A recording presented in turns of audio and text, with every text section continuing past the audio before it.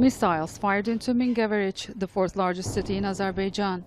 Two of them hit a nearby hydropower complex, which is the largest in the Caucasus region. Azeri officials say critical civilian infrastructure is under imminent threat. Armenia denies that.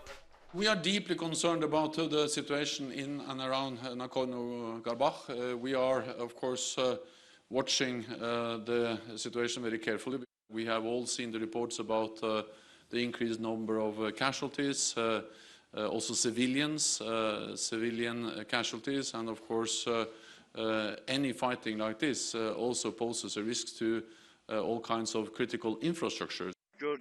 Despite being far from the front line, Azerbaijan's second largest city, Ganja, was also attacked.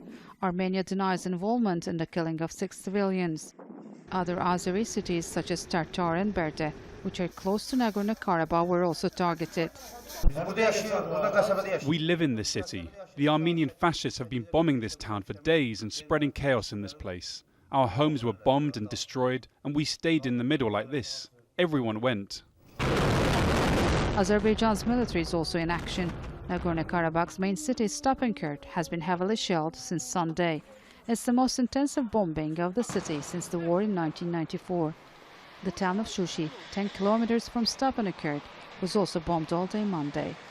Azerbaijani armed forces started targeting intentionally civilian objects and population, as a result of which we have already tens of casualties and much more wounded.